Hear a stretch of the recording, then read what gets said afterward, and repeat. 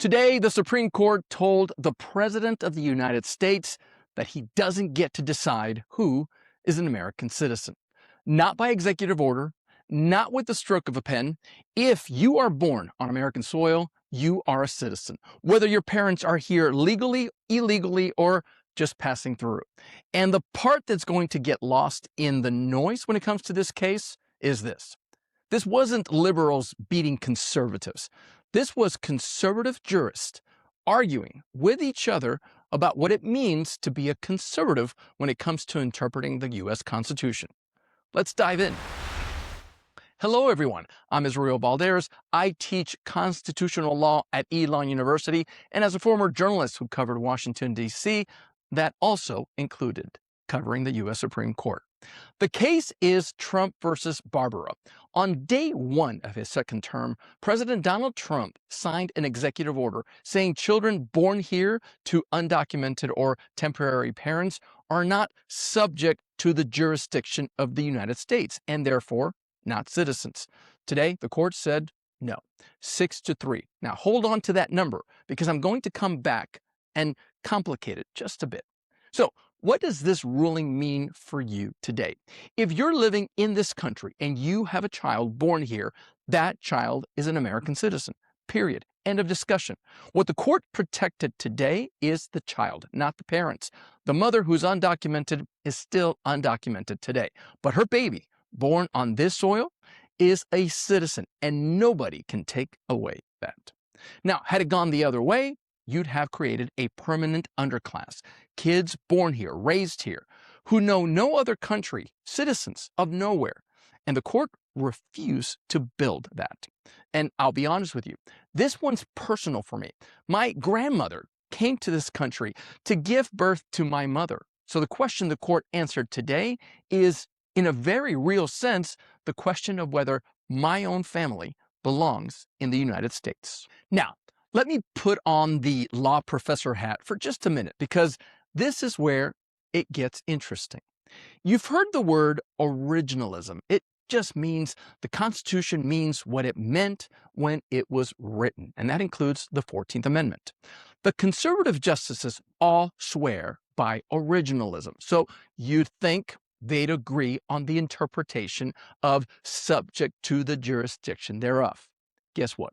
They didn't, because they can't agree on what the 14th Amendment meant back in 1868. The majority, led by Chief Justice John Roberts, joined by Trump appointee Amy Coney Barrett, says the original meaning is simple. If you're born here, that means you're a citizen. The whole point of that amendment was to bury Dred Scott. That's the 1857 decision that made your bloodline, your ancestry, the test for citizenship. The dissenters, Justice Thomas, Alito, and Gorsuch, wanted to tie citizenship to the parents instead. And here's the irony that I can't get past. Thomas and Alito have built their careers telling us, just follow the text, just the words on the page. But look at the words on the page. The Constitution says subject to the jurisdiction thereof. It does not say domicile. It does not say allegiance. It does not say lawful or mother or father. And Roberts makes this exact point. Every one of those words is in the president's executive order, and not one of them is in the Constitution.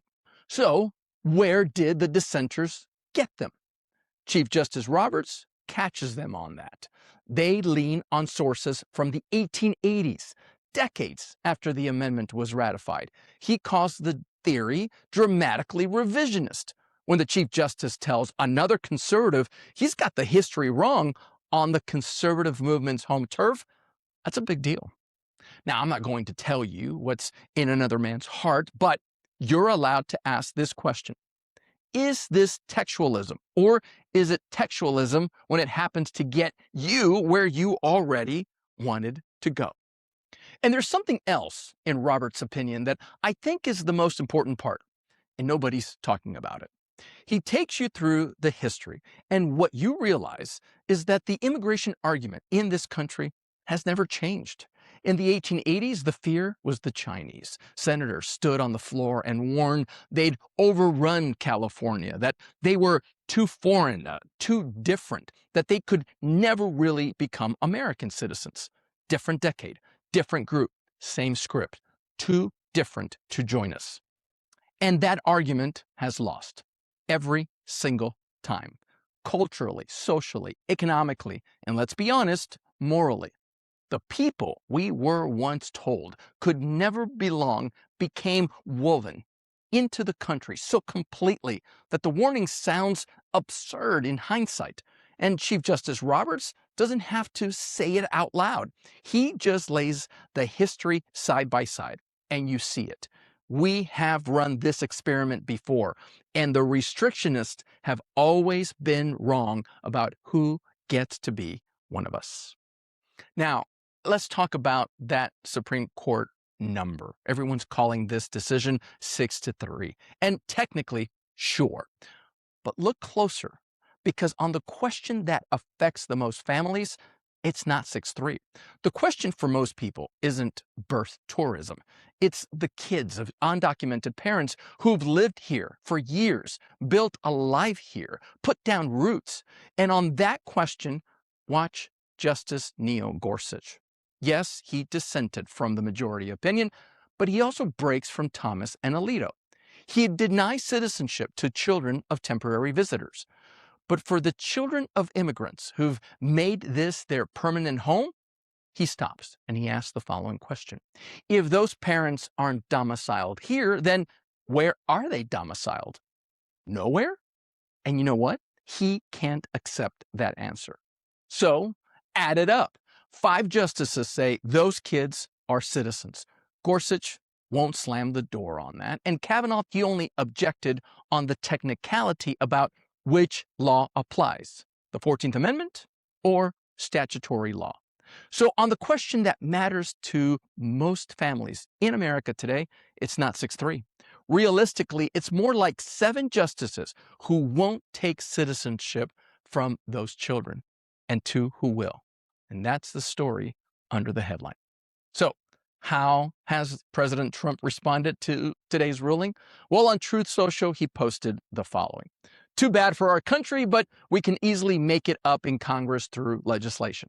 No long and unwieldy constitutional amendment is necessary, end quote. Now, he is leaning on Justice Kavanaugh there, who suggested Congress might be able to create exceptions someday. In other words, change the statute. Well, that part's not invented. But here's what the tweet skips. The majority held the Constitution itself guarantees birthright citizenship. And if that's true, Congress can't fix it with an ordinary law. You'd need a constitutional amendment, 2/3 of both houses. Easily? Well, that's the single hardest thing to do in American government today. So, underneath all the legal vocabulary, this was a fight about one question. Is America a place you belong to because of an idea or because of your bloodline? Today, the Supreme Court, that included 2 of this president's own appointees, said the idea wins. Same as it did with the Chinese back in 1898. Same as it always has. And that's the story behind the talking points. I'm Rio Balderas. Have a great week.